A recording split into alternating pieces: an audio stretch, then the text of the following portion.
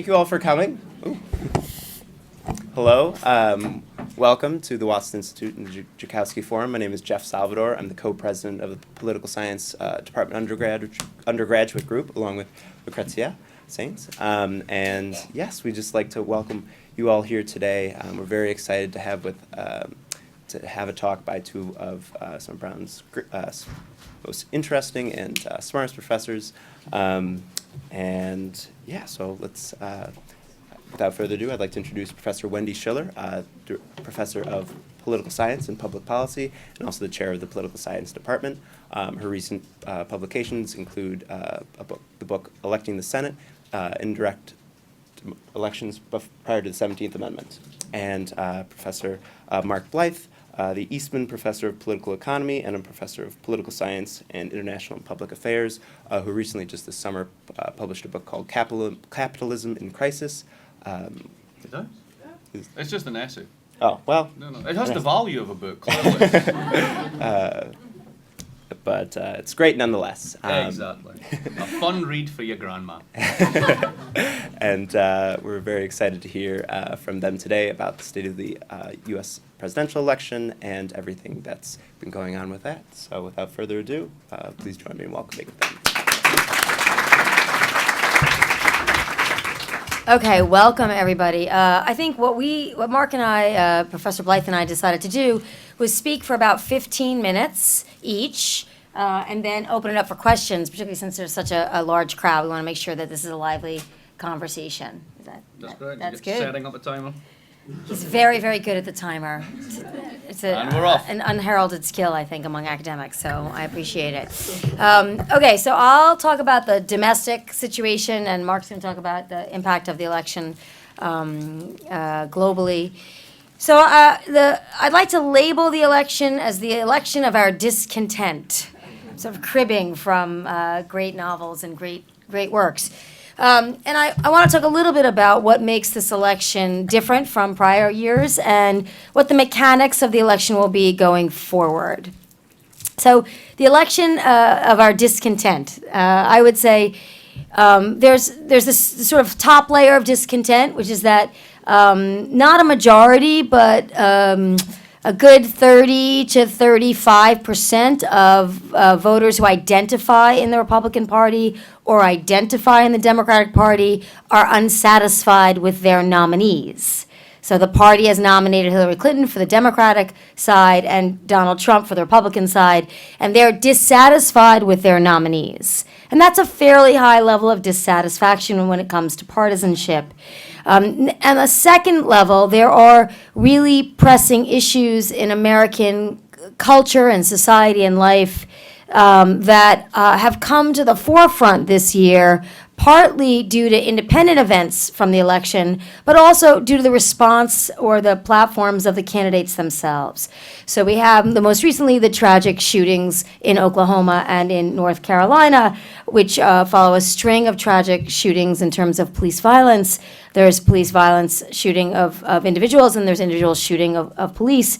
And it brings to the fore a sort of a level of discontent, not just among those communities most affected by these tragedies, but a sense of discontent among Americans that our goals of things like equality and reducing discrimination and reducing profiling and reducing these things that we as a society, I think, agree upon as really good goals, we're just too far away from achieving those goals. And what's important about that discontent, as I said, is it's not confined to those who might or might not be directly affected by these activities.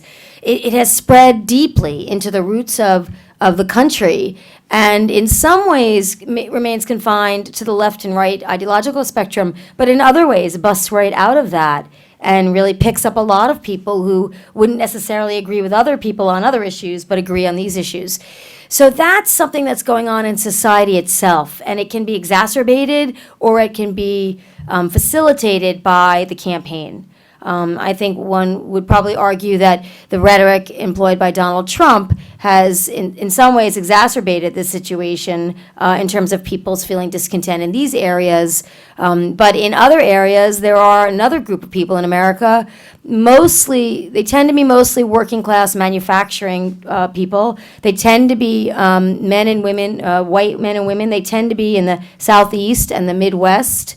And they feel really let down by the American capitalist economic system, but also the political system, because they've lost their jobs, or they no longer can have their children work in the same factory or the same economic arena close by. Their children have to leave the community. Anybody from Rhode Island understands the sentiment that your children might have to leave Rhode Island to find the best jobs. It's the same sentiment pervading a lot of parts of the country. And that has been identified and sort of encapsulated by Donald Trump when he talks about trade policy and NAFTA, the North American Free Trade Agreement, but also the Trans-Pacific Partnership, the TPP. And he's capturing a sense of discontent that has been brewing and brewing and brewing since the mid to late 1990s. And that's a different, you would say, demographic or ethnic or racial population, but it's also a very intense level of discontent that crosses party lines. There are people who are Democratic affiliated that feel this way, and they're Republican affiliated that feel this way. And so the stepping back, and I think I'll let Professor Blyth talk more about this in terms of the realm of the economy, all of the objective indicators for our economic situation are good, are better than they've been for a very long time. Yet there is a sense among certain very intense and very broad pockets of the population that the country's going in the wrong direction. So there is a gap between, some would say, objective reality, and then there's what people's perception is. But I would argue that it's also the experience of their daily lives. And so if your experience in your daily life hasn't gotten better and you feel less secure and you feel more resentful, that's real. That's not made up. So the attempt by people to say you should understand things are better, if it's not better for me, then I'm going to have a hard time really absorbing that. So those are strains, I would argue, that have been, as I said, sort of captivated by the campaign, more so by Donald Trump than Hillary Clinton. And that's partly a factor of the fact that Hillary Clinton is a Democrat trying to be elected president after 8 years of a Democratic administration. So to some extent, you can't run from the same party as the person who's occupied the White House for 8 years and say things are bad. I'll tell you who made that mistake, a guy named Al Gore. In 2000, Bill Clinton, who was president of the United States for 8 years in the Democratic Party, gave a Monday night speech. It was good, maybe not quite as good as Michelle Obama's Monday night speech this year, but quite good, and saying, hey, we've done a great job. Things are good. We're at peace. The economy's great. Things are great. And Al Gore came along 3 days later and gave a speech that said, I know people are hurting and things aren't that good and we have a lot of work to do. That speech did not go over that well. So Hillary Clinton is in a bind. She wants to look progressive. She wants to capture the energy of the Bernie Sanders campaign and absorb some of that platform. But she's bound by the fact that if she really wants to demonstrate capacity in the Democratic Party, she can't really deeply or intensely criticize the Obama administration. She can say there's work left to do, and that's what she did in her acceptance speech at the convention. We expect some of those themes to come out in the next 7 weeks. Donald Trump, on the other hand, sort of made his way in the nomination process with rhetoric that's inflammatory. And the risk for Donald Trump, as we've seen with the discussion about undocumented people living in this country, he tried to go to the moderate middle and say, maybe I don't want to deport 11.5 million people who've been living here, most of whom, if not all of whom, peacefully and being contributing members of society. But the right wing of his party, or even the right wing of his particular base within the party, sort of pushed him right back and said, you can't do that. So he's also bound and has a very difficult time sort of articulating what we know from repeated polling. Now, we'll talk about the polling in a second. Repeated polling for the last year, 2 years, 3 years, a majority of Americans, and that number has gone up, believe that people who are here, undocumented people who are law-abiding, working, sending their kids to school, et cetera, building a life here, should not be deported. So that number was about 54% about a year ago. Now it's 63%. Now remember, the partisan distribution in America is about, depending on how you count it, 45% Democrat, 42% Republican, give or take. That 63% number crosses party lines. So there's a way in which this election is just missing real policy agreement that exists in the American public on a lot of things, and neither candidate can really articulate that policy agreement without moving away from their partisan base. So I'll talk a little bit about the polls. Where's my alarm? That's good. Oh, there it is. Great. So I want to talk a little bit, in particular, about partisanship, the polls, and then what happens next.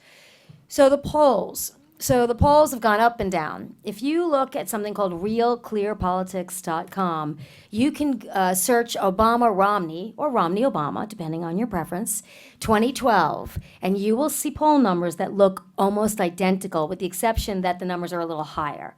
But Romney's at 48, Obama's at 50. Romney's at 50, Obama's at 48. Starting in the middle of September to the election, they are statistically tied. That's 2012. That's not the year of Trump. It's not the year of Clinton. It's simply partisanship in America. When we get closer to the election, people go home to their party. It's just the American way that you think, oh, I'd be tempted to cross the aisle. Oh, but no, I can't really do that. I'm old enough where my first vote was a lever, a physical lever that you had to click. I grew up in New York State, and it was click. That's why Rhode Island got rid of the master lever. You guys of a certain age have no idea what we're talking about, but it's actually a physical click lever. The point is, a lot of people still like to vote party line. And even if Republicans are uncomfortable with Donald Trump, I am doubtful that a vast majority of those people who are uncomfortable, the polling says about 15%, 35% are dissatisfied, but 15% are outright saying they won't vote for him, will vote for Hillary Clinton. I think when it comes down to it, they just won't pull the trigger. They won't do that. So when we look at the polls now, this is a phenomenon in American politics. This is partisanship. This is people coming home to their party. What they do on election day, whether they get out to vote, that's another question. Also going forward, the polls in 2012 turned out to be fairly accurate moving forward. After the first debate, Obama didn't do that well. Romney did better. He went up. Then Obama did better. Obama went up. What we saw in Virginia in particular and Florida, still swing states, is that Obama and Romney were 48-46, 46-48 in these two states. It ended up that Obama won those states, one state by 47.5 or something, and the other by 48. So essentially, they're within the margin of error. And the reason the polls get better from now until November is that they are screening what we call likely voters. So when you say you're registered to vote, we don't know how frequently you vote, how many elections you vote in. But when you say you're likely, at this point in the year, the next follow-up question is, did you vote in the primary? So when you get the answer, did you vote in the primary? And sometimes you can test these things out by general voter turnout by area. But nonetheless, did you vote in the primary? Who did you vote for?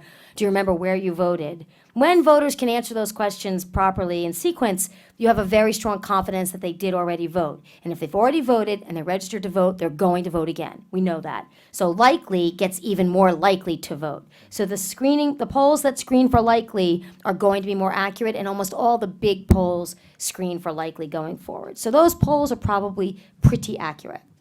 Let's talk about turnout and particular ethnic turnout, in particular Latino turnout. So in America today, 67% of African Americans who are registered to vote in 2012, 66% of whites, and 48 or 49% of Asian Americans, and 48% of Latino voters who are eligible to vote. So in 2012, President Obama won 71 to 74% of Latino votes, and those votes were instrumental in Florida, for example. So now you look at 2016, and you've seen a lot of coverage how Latinos are dissatisfied, like the rest of the country, that they're worried about Latino turnout in particular. There are 700,000 to 1 million, depending on your estimates, new Latino voters who are eligible to vote in 2016 beyond 2012. So even if you just have 48% turnout among Latinos, that still translates into more Latino votes across the country. The other important factor for those who really want to watch as we move along, Senate races. Sometimes there are presidential elections where there are competitive Senate races in swing states. This year, we have a lot of those races. And those races can work both ways. For example, in Nevada, there's an open seat. There's a Latina woman who would be the first Latino senator elected. She's a Democrat. There's a conservative Republican Congressman, Joe Heck, running in Nevada. Nevada has about 17 or 18% Latino eligible, meaning of all eligible voters, Latinos are 17 to 18% of the electorate. They're tied in the polls. And Hillary Clinton is behind Trump, essentially, in Nevada. That's curiosity. Nevada's a heavy union state, a heavy Latino state. President Obama won it. Why would Nevada not be really in Hillary's corner? That's a puzzle. The other reverse puzzle is Arizona, where there's another contested Senate race. John McCain, who just turned 80, I believe, was first elected in 1986. I'm just mentioning that he's 80 because we talk a lot about the age of the presidential candidates, 68 and 70. So many senators are in their late 70s and 80s. I mean, it's a job. If you want to live a long time, you should become a U.S. senator because they live forever. They really, and they all look really pretty good. So that's it. I'm just saying that nobody's making his age an issue. Nobody. He's 80. He's 10 years older than Donald Trump. But he's not running again for commander-in-chief. He ran in 2008. So he's running against a woman named Ann Kirkpatrick, who's a Democrat, a moderate Democrat. And in Arizona, Hillary Clinton and Donald Trump are tied, 42 to Trump, 41 to Hillary Clinton. Arizona hasn't voted Democrat since 1988 in the presidential election. What's going on in Arizona? Arizona is a higher percentage, 21.5% of all eligible voters are Latino. So something's going on with the Latino voting that is more localized than I think pundits or political scientists like to think about. It's not just that Latinos are vastly heterogeneous in nation of origin, but they're also geographically quite different. Florida Latinos worry about things differently than Arizona Latinos. So it's harder for Hillary Clinton to run a unified campaign to quote unquote target Latino voters because there's so much geographic difference. By the way, there are a fair amount of Latinos in North Carolina as well now. So Latinos will still be very crucial. But if that turnout rate gets up, if Latino voting could get 52, 55%, that gives the Democrats the White House, and it gives the Democrats the White House for the foreseeable future. So I would argue that is still the untapped political powerhouse in American politics. And you may see, as we've seen in Florida, there has been a noticeable uptick in Latino voter registration in 2016 as compared with 2012. So the media is not talking about it enough in the right ways, I think. They're just being monolithic about it, which I think is not the right way to approach the impact of Latinos in American politics today. So, and clearly, obviously, immigration matters to Latinos, but it matters to a lot of racial and ethnic groups in America. So that's where I think the mechanics matter. So I'll tell you a brief story. I think I have time, right? Go ahead. Did I just blow? go on. I blew my time? I'll just talk faster. I'll do it in 1 minute. So it's a Brown student. A Brown student took a semester off to work on the campaign in the fall of 2012, and he worked in Virginia, and he had a fairly decent position in Virginia. He was in charge of coordinating poll watchers and vote getters, meaning if somebody hadn't voted, you would call them, go to their house, get a van, park your big bus by a senior citizen center, and get everybody on the bus and make sure they voted. In order to do that, you need to be a certified poll watcher. In order to do that, you have to train. And the campaign recruits people to do that in June, July, August, and you have to train and then press an online button to get certified. And if you're certified, you have your list, which is now on a tablet. It used to be on paper. And you can look at who's voted in that polling place, and you can look at the list of people you think should be voting for you, people who voted Democrat in the past that you are identified, and you say, oh, these 10 people haven't voted, let's get on the phone and get them out. So you check at 10, at 11, at 12, 1, 2, 3 in the afternoon. The Romney people didn't get certified. They got trained, but they forgot to submit the final paperwork in Virginia. So what was happening all over Virginia was that the Romney poll watchers were getting kicked out of the polling places because they weren't allowed to look at who had voted, which means they couldn't do targeted follow-up, which means they couldn't get those people who maybe hadn't voted that might have voted for Romney out the door. That's a fundamental on-the-ground campaign mistake. And if you look at the RNC, Republican National Committee, and you look at the Trump organization, they simply do not have nearly the same capacity of on-the-ground, get out the voters that the Clinton campaign has. So if Clinton wins, I think that she'll win. I don't think she'll win by a huge margin. But if she wins, it will be only because of that kind of campaign organization. There we go. So before I start, I'd actually just like to ask Professor Schiller a question. which is in the Brexit campaign and in prior campaigns in Europe, but pollsters are really beginning to worry about preference falsification. That people are systematically misrepresenting what they're going to do for reasons of social opprobrium or whatever it happens to be. Do you think any of that's going on here? There are two things. I think that is going on, but there's enough what we call measurement error on both sides of it. So if you are, let's say, in a household where your partner is more conservative than you, and you get a phone call poll at your home landline, and you're talking about your answers in front of your partner, you may very well say that you're going to vote more conservatively because your partner's in the room. The same thing is true for liberals. You might have a very liberal partner, and you're not quite as liberal, but you're going to say the same thing. Oh, I'm voting the same way my partner is. So there probably is voter obfuscation on both sides for Clinton and Trump. Those numbers are not quite as stable as they should be, but I think if you look at the measurement error on both sides, it's probably fairly. We saw this in Mississippi a couple of years ago in an abortion amendment, a state constitutional abortion amendment. Women in the polls, it looked like it was going to pass 51 to 38 or whatever, something like that math. And in fact, it went down 48 to 30 something. Women had out and out lied when they got the polling call in their home. So I think that's a very big thing. Second, Brexit was an enormous issue, and you'll be talking about that. But I think there's a difference between an enormous issue and a referendum on a single issue and your lifelong party affiliation and your lifelong voting habits. I think it's harder to break from those, and people tend to be a little bit more consistent. Okay, there you go. All right, so I'll get started. Now, I'm meant to do something next week for Watson on why Trumpism is a kind of global phenomenon, tying Brexit and all that. So I don't want to repeat myself by giving the game away first. So I now have to basically think up something entirely different to say on the same topic. Never get double booked. That's the lesson.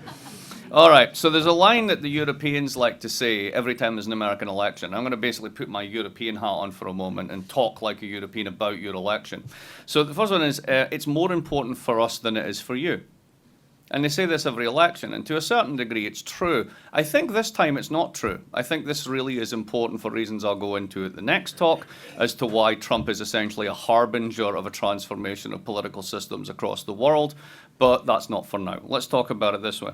So everyone's freaking out about the candidacy of Donald Trump. Well, I'm old enough to remember that Europeans freak out every time you have an election. So you have this guy called Ronald Reagan that some of you at least are in love with, right? When I grew up, there was a thing on the television called Spitting Image. I don't know if you've ever seen this. You can get it on YouTube. And basically, you make foam puppet caricatures of politicians and then put them in awkward situations. So you had Thatcher dressed up as a dominatrix beating her cabinet and all that sort of stuff. It's quite risky. And when Reagan got shot, they ran a segment for 18 months called The President's Brain is Missing. And it was about Reagan's brain running around America trying to hide from Reagan, right? We didn't have a very high opinion of that guy. We really didn't. And guess what? You know, he was terrible. He was going to destroy the world. There was a second Cold War. He was going to start a nuclear war. And he didn't. And we survived. And then you got Bush Sr., which is kind of a boring interlude. And then there was Clinton. And everyone, you know, yeah, Clinton, he's one of us. Well, not really. He ended welfare as we know it. He globalized the economy and he gave up on the American working classes. But let's put that to one side for just now, because I'll talk about that later. And then you get Bush Jr., and that was amazing. Let's just start a giant war in the Middle East. Let's spank $3 trillion of the national treasury. Let's not raise any taxes to compensate for it, and then just walk away as if nothing had happened at the end of it. And we survived him. So here's something to think about. You might survive Trump. It might actually be possible. And let me tell you why you might survive Trump. First one is, what is it that he wants to do? Well, he wants to put tariffs up on China. Okay. Most of our trade is not with China. Most of our trade is with the rest of the world. And most of the firms that export things from China to the US are US firms. So remembering that the president doesn't introduce legislation, he has to get Congress to go along with doing basically the Smoot-Hawley tariff for the 1930s, which was a total disaster, targeting the one country that is one of your most, but not most important trading partner, but nonetheless who supplies most of the goods that goes into the United States' largest employer, which is? Right. So if you're trying to help the American working classes, how about you put a 20% tax on everything they consume? That's not going to work out too well. I don't think that's going to pass. So what's the next thing he wants to do? He wants to build a wall, right? Now, you can build a wall, and I spoke to an engineer about this the other day, and he said actually he could get away with doing it because there's this thing called the Rio Grande. So all you need to do is empty it to make the cement. And you can do that. I mean, it's physically possible, right? Now, let's think about this as sort of public spending and infrastructure and so on and so forth. Look, coming out from the Great Depression, the Great Recession, I should say, of 2008, 2009, the Fed has been doing all the heavy lifting, just as the European Central Bank has been doing, the Bank of England has been doing. There's been a stunning over-reliance on monetary policy. And this fiscal policy has been absent. Why? Well, for the prior 30 years, politicians told themselves this nice story. Their economists told them that markets are good and states are bad. And states shouldn't spend, and if politicians spend, it always results in inflation. So technocrats should run the economy, and you should give it to Greenspan because he's a maestro, and it turns out he's a muppet. But nonetheless, that's the way that we went with that story. So now we've got a world in which we've got super loose monetary policy. We've distorted the price of every house, every bond, every equity on the planet, which means that people who have houses, equities, and bonds are doing super well. And the people who don't have that are being told they need to tighten their belts. There's no money for you anymore. Well, you can see how this is feeding into some of the things that Trump's picking up on. Now, at the end of the day, both candidates have said we need to right that balance. We need to get more fiscal policy. We need to have infrastructure spending. And here's the problem that the left has in general, in Europe as well as in the United States, but particularly here. The left has no credibility on fiscal policy because they're the left. All they are is tax and spend liberals. So it's much harder for them to actually do this. There's a kind of Nixon goes to China thing here. It's much easier for the right to spend on infrastructure. The only problem is the right want to spend on the worst type of infrastructure. They want to spend on things that go bang. So you can have a massive military buildup. And the problem with a massive military buildup is its multiplier effect is extremely low. And while it leads to technological advancements which can be spun off into products, that takes about 20 years. Sidebar. This thing. 6 critical technologies, 5 of them invented by the US taxpayer. TCP/IP, the backbone of the internet. DARPA. Touchscreen, Lodestar, US Air Force. GPS, US Navy. There's 2 others, I can't remember them off the top of my head. One of them's the chipset and one of them's the microphone, I think. By the way, you paid for this with tax dollars. Where's your equity share in Apple? Didn't happen. Funny that. We gave it to Steve, the great creator. Anyway. Oh, by the way, this is one of the things you'll be paying 20% more on if you export it from China, right? So that's kind of dumb. But anyway, what this means is we're going to build a wall. That's a really stupid way of spending public money on infrastructure. But at least it would have a slightly bigger fiscal multiplier impact than basically spending it on bombs. Unfortunately, they're unable to spend it on anything that actually might be useful in long term and debt reducing for people on lower incomes and credit redistribution. No, that's not going to happen.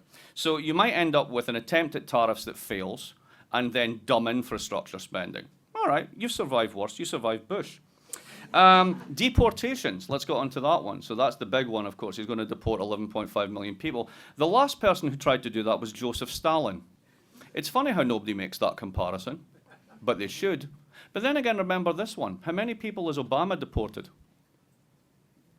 3 million. So let's say Donald does 5. Does that make Donald the worst president in human history? How far does he have to go when Obama's already done 3? With no mandate to do so, no demand to do so, and no payback for doing so. And yet he's done it. Weird thing is about the wall and also about deportation is if you actually look at the migration statistics, which are updated monthly, you'll find that Mexican immigration to the United States is now at the same low point it was in 1961 in terms of net flows.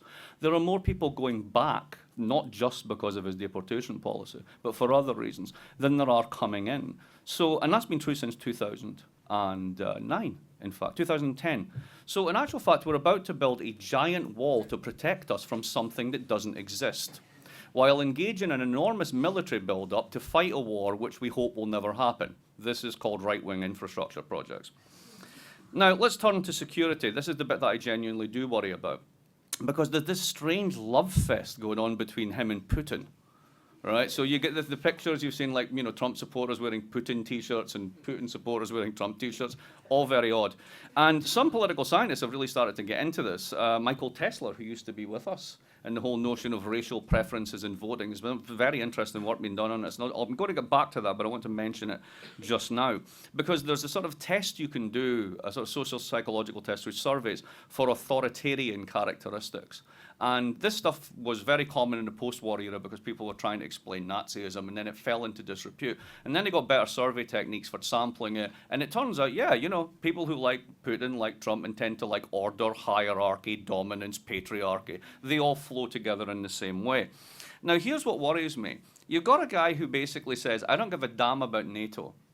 Now, it may be the case that NATO has passed its sell-by date. I personally think that EU's expansion all the way to the Ukraine, bringing the Baltics into NATO, is just writing checks you're not willing to cash. At the end of the day, if you're not willing to trade Paris for New York in a nuclear exchange, you're damn well not doing it for Tallinn, so why are you pretending? Right? You're not going to do it. So they've made mistakes, and in a sense, Trump is kind of just calling that out, and I find myself in a weird position where I agree. Right? So that's discomforting, right? But if you basically short NATO, you are encouraging someone who is a rather rapacious authoritarian actor. Now, on the other side of that balance sheet, you can look at it and say, but the Russians basically keep their word. Here's a strange fact about the Russians. They sold us gas, literally gas, all the way through the Cold War.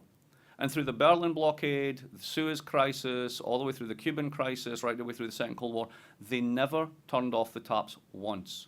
When the taps were turned off in 2011 and 2012, it was the Ukrainians turning it off to piss off the Germans so they could put pressure on the Russians. So, as far as they're concerned, we have undermined every friendly government on their border, used democracy promotion as a tool of foreign policy, stuck F-15 fighters in countries that are half the size of Brooklyn, New York, constructed giant radar installations to make their defenses redundant, and you want them to be nice?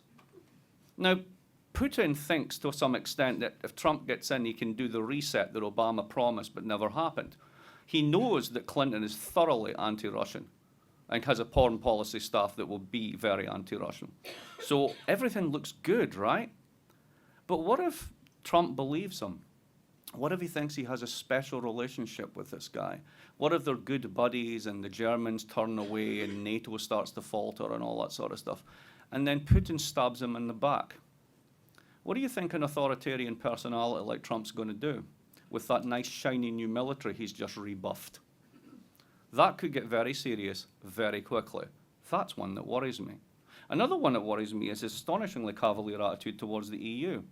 So the thing that arguably has been keeping the peace in Europe for the past 50 years may be unraveling because of a bridge too far, because of the euro, but let them do it themselves. They don't need a push from outside. And when you go to Scotland and stand there and congratulate people in Scotland on voting for Brexit, note to Donald, they didn't vote for Brexit, but don't let facts get in the way of a good ideology, you're essentially signalling to the rest of Europe that, yeah, sovereignty, yeah, responsibility, yeah, nationalism, no to supranational governance, no to technocratic governance. And I find myself strangely, again, in a lot of agreement with that. Not that I was in favour of Brexit, but there's nuances in there and you can push it in a certain direction. So there's support there.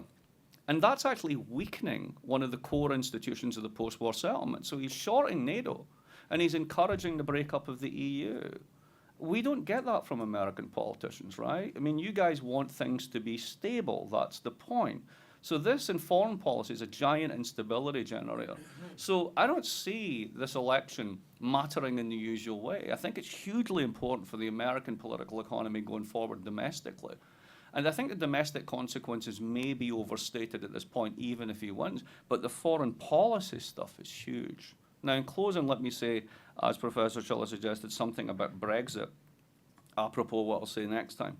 There's a strange link here which was made flesh, literally, when the flesh of Nigel Farage showed up at a Trump rally. And he's a very similar authoritarian, demagogic, but hilariously funny public speaker. If you go on YouTube and watch the stuff he said to the European Commission, it is kind of brilliant. And basically taps into a well of resentment that many Europeans feel, that they're governed by this elite that is completely unrecallable, unaccountable. They tell everyone to slash their budgets and accept unemployment and lower wages. But if you go to Brussels, it seems as if the party never ends. And there's lurid stories in the press about how they show up just to collect their salaries and then clock in on a Friday at 5 p.m. and clock out at 5 p.m. and the parliament's half empty and so on and so forth, much of which is actually true. And then they look at the European Central Bank, one guy, Mario Draghi, and if they went anything about how finance works, they figured out he's the only thing holding the whole damn thing together. So Brexit's tapping not just the sort of the post-industrial resentment of the working class being shorted by their own parties, which is what's happened. The bottom 20% have every reason to be angry. There's also this feeling that you're no longer governed by the people you even elect. And if that's the case, we need to, as Brexit put it, regain sovereignty. There's a real elective affinity, as Max Weber would have it, between that type of logic and what Trump is saying. And this isn't just about Brexit. There's a left-wing version of this. Because if you think about it, Syriza in Greece, Corbyn in Labour in Britain, tearing itself to shreds just now. If you have a look at the vote share of the German Social Democrats, another bulwark institution of the post-war order, they got 19% in the last election in Baden-Württemberg. That's their home. The centre-left has been, like Clinton, the handmaiden of the globalisation move. And now they're reaping the cost of basically leaving behind the people that they were meant to represent. That's not just true here. That's true in Britain. That's true in Europe.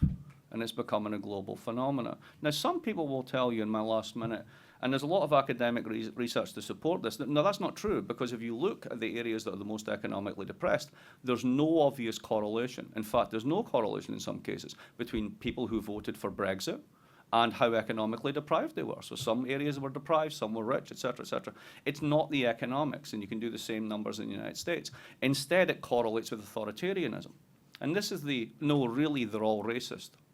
Now here's, as a social scientist, I'm willing to change my mind. I can drop the economic explanation and say, yeah, they're all racist. But if you do, you've got a public policy problem, which is monstrous.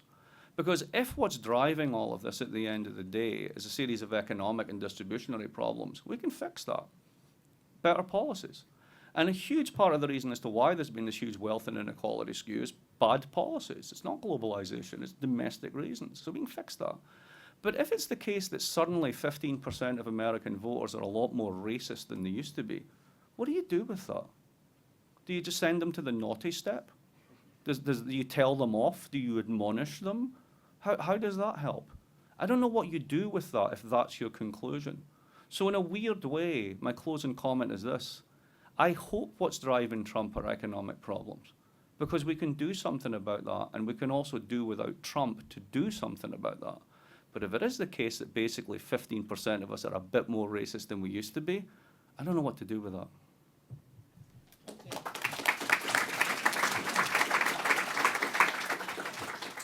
Thank you. So we have about 20 minutes for questions, if anybody wants to start the conversation.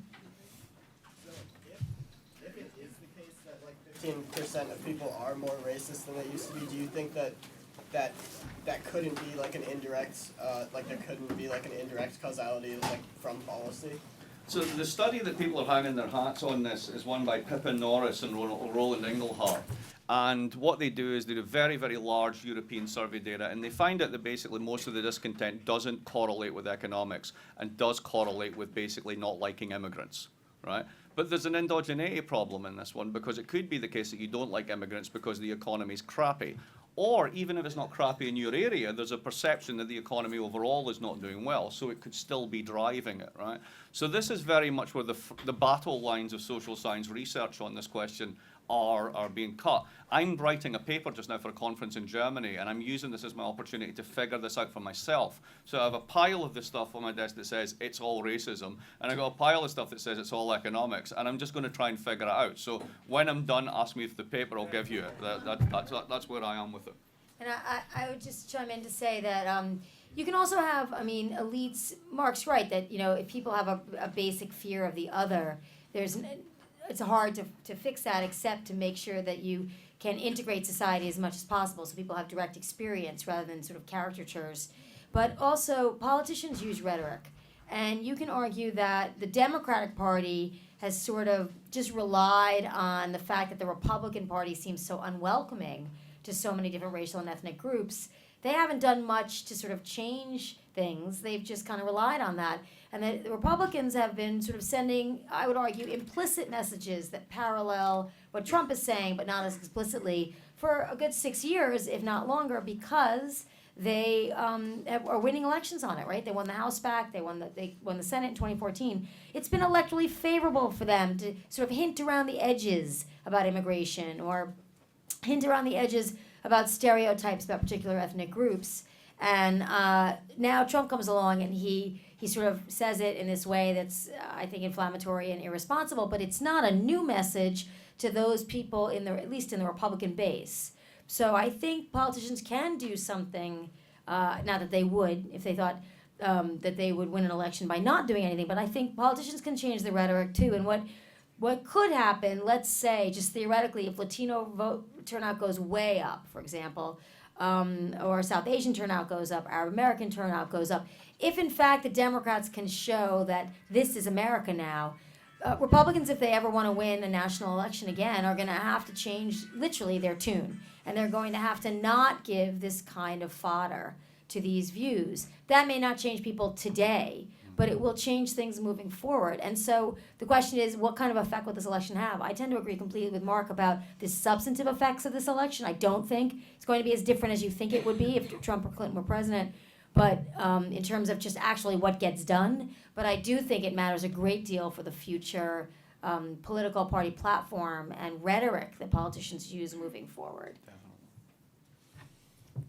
Gentlemen, now. Wendy, you mentioned the polls. One of the things that I've been looking at a lot are the prediction markets. Yes. Because they've been shown, with the exception of Brexit, which was a one-off, to be more accurate than the polls. And right now they're showing Clinton's got a 2-to-1 chance of winning this election. It's going to be a landslide. She's going to get over 300 electoral votes. And I see no reason to disbelieve that. But you talked about the dissatisfaction people have, both with the circumstances here in the U.S. and why they're voting certain ways, but also with their candidates. 30% of the people are dissatisfied with their candidates. Well, what I'm puzzled by is why we don't see more people rooting for the third-party candidates, Johnson and Stein. If people are so dissatisfied, why aren't they voting for these people instead of being more tribal and going to the two extremes?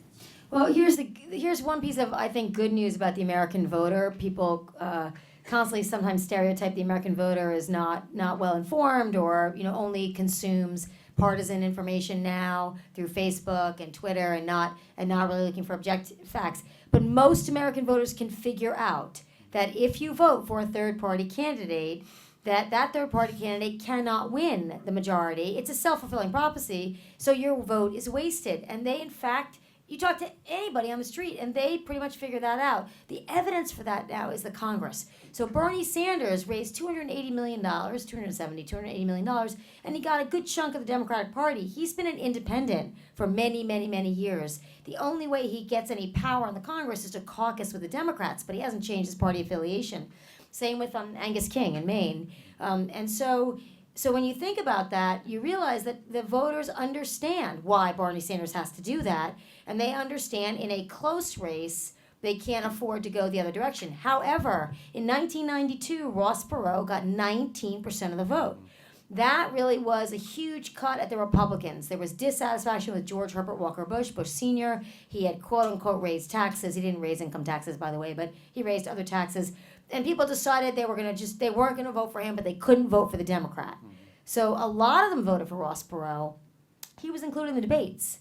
So I think it may depend a little bit on the third-party candidate, but I think in the end of the day, most voters realize that in a close election, that if you vote for that third-party candidate, the person who's closest to you, second choice, could lose. Well, what's ironic, though, is in this state, I assume Hillary's going to get 80% of the votes. So any of those votes above the 20% needed for her to win are wasted votes.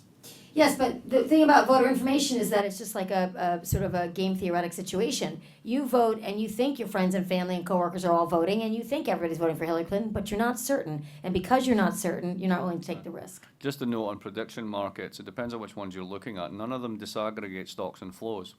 And that's a huge problem. You shouldn't actually believe them, because they only measure stocks. So you've got a certain amount of money on one side and a certain amount of money on the other side. Look, that's the smart money. but it doesn't disaggregate the flow. So here's what happens. 9 people bet $1. One guy bets $10. So you think that the money's telling you something. It's not, because you don't know that it's 9 people putting $1 each. So the prediction markets can be long and wrong because they don't disaggregate the flows.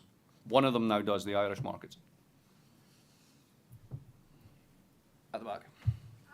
So in talking about the impact domestically, we talked a lot about, or you did mostly, about like economics and politics. You did mention a little bit about like race and racism, but I think about like domestically and even locally, like the interaction among individuals, I think is changing. The fact that this like inflammatory speech is now becoming standardized, and like the notion of getting away with political correctness, I think there is something changing with the interactions we have at the bank or at the grocery store, the way that individuals are being perceived.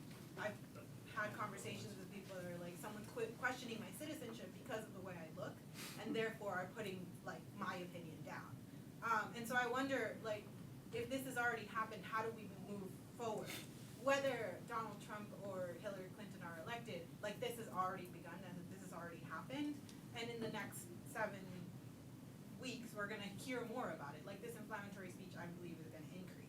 So what would you have to say about how do we move on from people now feeling like they can say all these things that they've been hearing on the news, on like their televisions that they watch every day?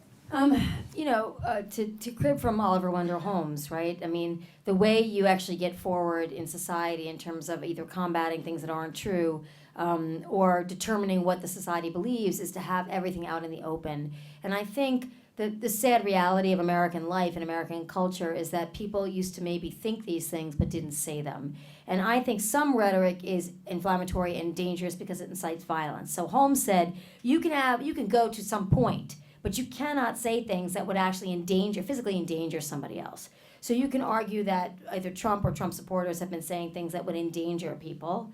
But on the other hand, the only way to combat and to know who has particular feelings that you would think are racist or discriminatory is to hear them. And it's difficult and it's painful, but in some ways it pushes society forward because people in the end have to take a stand. You have to decide, which America do I want to be part of? Which America do I want to identify with?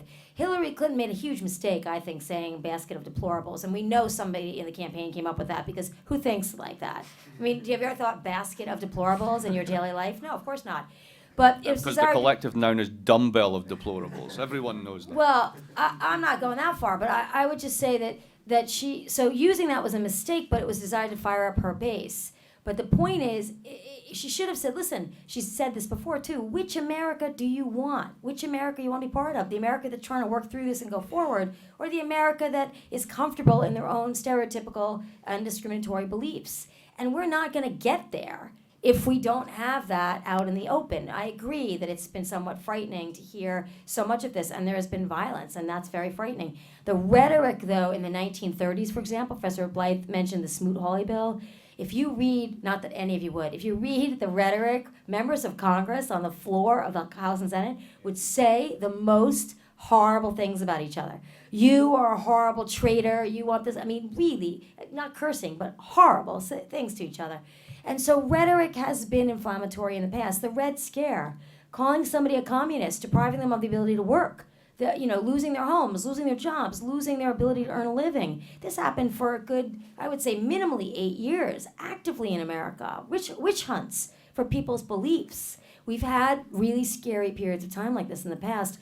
I'm actually encouraged by the fact that we have to confront it. We have to move forward, and people can't just sit and have it in their own head anymore. They really have to make a choice now. The other thing I've noticed, believe it or not, on the other side of this difficulty is that people who are so distressed about the rhetoric, conservative and liberal, in some ways are trying to be a little nicer sometimes. I think you get this sort of reverse thing, which is, what can we do to combat this kind of language? And my simple thing is I say good morning to people now. I mean, everybody. And I gave a talk in New York, and the New Yorkers were like, nobody says good morning back to you, right? But they were wrong. Just going over to that talk, I walked 10 minutes on the Upper West Side, and I said good morning to everybody, and everybody said good morning back. And I think if you look up from your phones and you say hello to people and acknowledge their humanity, no matter what they look like or who they are, you are contributing to bettering our climate. It's small, but I think it can work. So I think those are the kinds of things your generation has to think about. How do we communicate with each other personally, humanly, rather than in so many other ways? What if some of those people, the downwardly mobile working class, don't think it's an option for them to be part of that America, the diverse America? They think they're marginalized, and America is for everyone else. It's for women and black people and immigrants and gay people, and that's what the political system seems to be forwarding, and it just isn't for them. They're not part of it. They can't just decide to be part of it. They have been marginalized by economic, social, and political processes. I mean, I think I'm going to let Professor Blyth talk a little bit about this as well, but very quickly, there are two things I would say to that. One is, I think that's the Democratic Party's responsibility. I think that's a Democratic Party platform rhetoric. I think that the Democrats have to work much harder to say, here's what we can do for you. For example, worker retraining, particularly for workers over the age of 45 or 50. Active funding for vocational education. The vast majority of people don't go to college. 60% of America doesn't go to college. What do they have when they get out of school? They're 18 years old. Bill Clinton cut the funding for it. Reagan cut it. Bush cut it. Bill Clinton never put the money back. Now all it is about college. For a lot of people, that's not even the right temporal answer when they get out of high school. And we have an obligation to put policies forward that give them real training and real options. And we don't do it as a society. That, to me, is on the Democratic side. That's their flaw. And the second thing I would say is, on the other hand, you look at evangelical churches on the whole of the South, and they do all this missionary work. And they do a ton of work in places like Africa and Indonesia and Latin America. The Mormon Church does a lot of that work. And it seems as though that doesn't count. Nobody recognizes that. And maybe they view, quote unquote, the other in America differently, but it's also a failure of understanding the outreach that religion actually does in a positive way that I think also maybe Democrats or / liberals don't acknowledge. So this also goes back to Professor Schiller's point about this is not as important as you think right now, but it will be in the future. So let's bring it back to is it the economic story or is it the race politics story? And that's why I ended with that note, which is if you just castigate them as racists and deplorables and you don't do anything to change the material conditions of their lives, then they might become that, even if they're not, precisely because the rhetorics that you're pointing out have been, they're there to be appropriated and changed. So part of this has to start with a mea culpa by the Democratic Party that they don't want to do. So now let's take one of their central players, Larry Summers. Larry Summers in 1997 says that the East Asian financial crisis is an excellent buying opportunity for American corporates. This is the guy who does the Commodity and Derivatives Modernization Act that basically seeds the ground for synthetic derivatives. This is the financial crisis. This is a guy who apparently blew up a third of Harvard's endowment. I don't find that one at all unamusing. And he's behind a lot of these policies, and trade policies, Clinton, under NAFTA, et cetera, et cetera. Nobody wants to own it. Right? There hasn't been a single mea culpa in terms of we might have got something wrong here. And we see this, and this is Clinton's big vulnerability for me, and me personally, is the Goldman Sachs issue. Right? So you won't release transcripts when you talk to finance. I talk to finance, you can all get my transcripts. I tell them what I tell you, they're just dumb enough to pay. Now, Goldman doesn't want financial reform, and they could lobby and spend $1 billion and still get financial reform. Or you can just give Clinton 2 opportunities to speak for $500,000, get her to say things that she's so ashamed of she won't release the transcripts, and then you've bought insurance against financial reform for $500,000.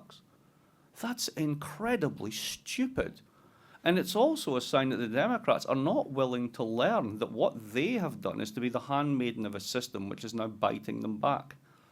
Now, the first step in doing this is that mea culpa, and I don't see it coming from anywhere. And what worries me is that the race meme, they're all racists, is the Democratic defense mechanism.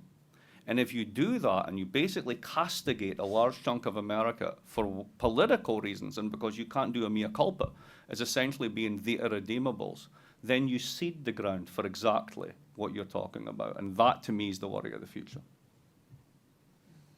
Gentleman at the back, and Rose. I guess this is just a quick question for Wendy, but given that one campaign has a ground operation and the other campaign does not, do you expect Hillary Clinton to outperform her election day polls? And That's a great question. I think that I'm not sure I expect her to outperform the national polls, But I think that the Obama lesson of 2012 in Virginia and Florida is a really important lesson. I expect her, because of the ground game in some states, to be on the other side of that margin of error. In other words, even if Trump has a 2-point lead in North Carolina is obviously undergoing a lot of tumult right now, so that's going to be kind of a new question mark. But I think where she's 2 points behind, I wouldn't be very surprised if she wins that state by 2 points more, because I think the ground game makes up that kind of margin of difference. And I think the media is not paying attention to it because nobody finds it, an attractive thing to think about or hear about. They don't. But I think it still matters a great deal, and I think that's the untold story, and that's what we learned from 2012.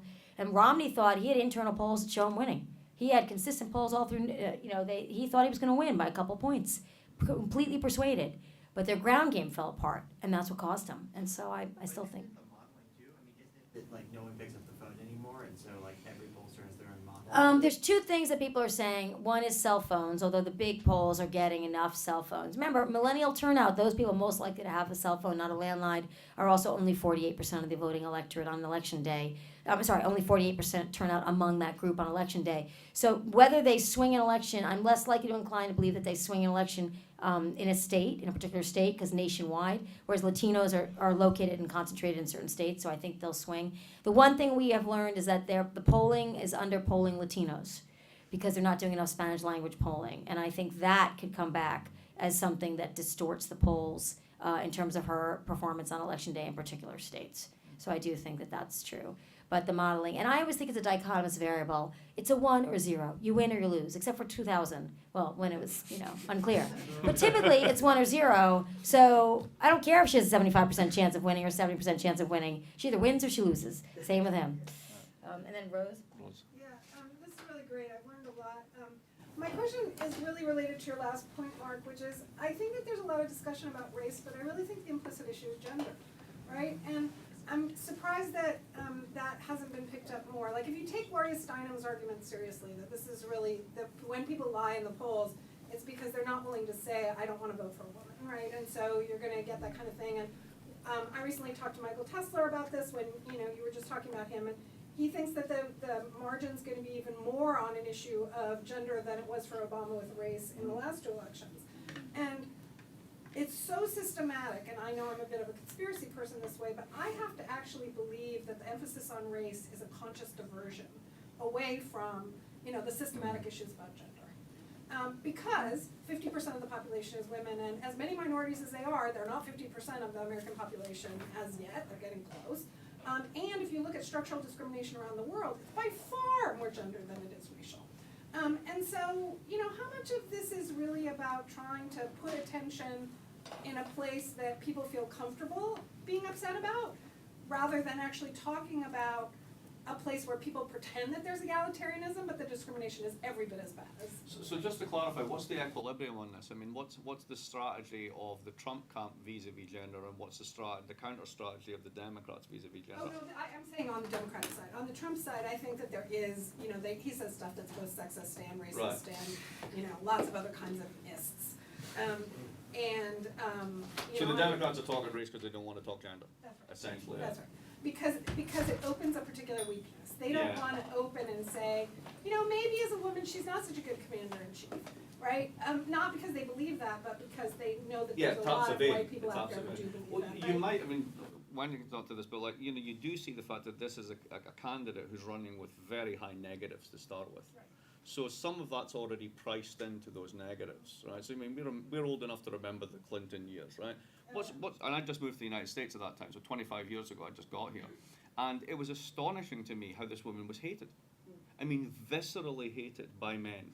There was this it literally blew me away. I was like, she hasn't done anything. She hasn't done anything, and yet she's Lady Macbeth. And that was her role. She was just cast at that. That generation, some of them have died, but a lot of them are going to vote. So yeah, I think that's now whether that's fully priced in terms of the negatives, I don't know. Well, but it's such a critical part of the authoritarian personality, right? So the original authoritarian personality, yes, it was mostly about anti-Semitism, but the other piece was really about patriarchy. It was really not about, anti-African Americanism. And, in the right-wing authoritarianism stuff, it shifted slightly, but the strongest factor loadings are always on patriarchy. Right. And so, we can talk a lot about race and it matters, and I'm not saying it doesn't. But it could be But it's diversionary interesting for the that bigger it's one, to the right? neglect and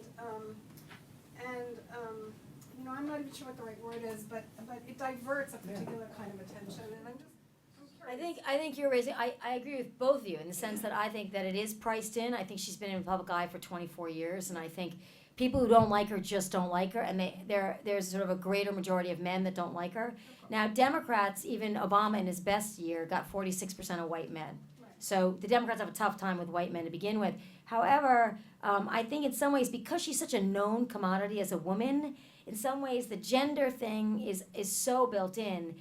The way we'll be able to figure this out is after Election Day. Right now she's running anywhere from 14 to 17 points ahead among women. So Obama got 55% of the female vote, and Romney got 44%. But importantly, Obama got African American women, and he did not get a majority of college-educated white women. African American women turn out 70.5%. They are the highest demographic turnout group. So if you think about that for Clinton, what we'll be able to see is if college-educated white women vote for Clinton. Especially Republicans. That's what I mean. Because generally, college-educated white women lean Republican. So if we see in areas that we know that have voted, okay, exception to the rule. If we see, so we look at 2012 and we know certain suburbs in Atlanta and Philadelphia and even around Denver or Boulder, if they voted Republican a number of times, and then we see that drop quite a bit, and we combine that with exit polling, we're going to get a pretty good idea of what women did in 2016. And to me, the resistance against women, against Clinton by women, is the most curious thing in this campaign, particularly in the Democratic Party. I think a lot of the Bernie Sanders effect was resistance against Hillary Clinton among white men who are Democrats. And I think that this is a big question mark. And we're going to really see how this plays out among women who would not have been expected to vote for a Democrat. Do they vote for Hillary Clinton not because she's a woman, because she's not Trump? And I think if we had a new person, even Elizabeth Warren, but if we had or Kristen Gillibrand from New York State, or somebody who wasn't in the eye for 24 years, we could do a clean test. I just don't know how clean a test we can do, but I think they're both in play. So we're actually at one, but we'll take one more here. And that's it. You kind of alluded to the role of this, but I'm wondering what you think is the effect of sort of Facebook politics in this election, and the role that social media has, not just in shaping the American people's political opinions, but their perspective on others' political opinions. Can you talk a little bit about Brexit and Facebook in Europe? Because I know nothing about social media use in Europe. Sure. Well, you want to do it now? Sure. All right, cool. Then you'll do I'll wrap it up. All right. So, basically, the internet and politics tends to be the great divider. So, you filter into camps, you go to the websites you like, et cetera, et cetera. And the interesting thing about Facebook postings, apparently, and I don't know much about this, but I read one paper on it, is that they found out that people who were posting things on Facebook did it for two reasons.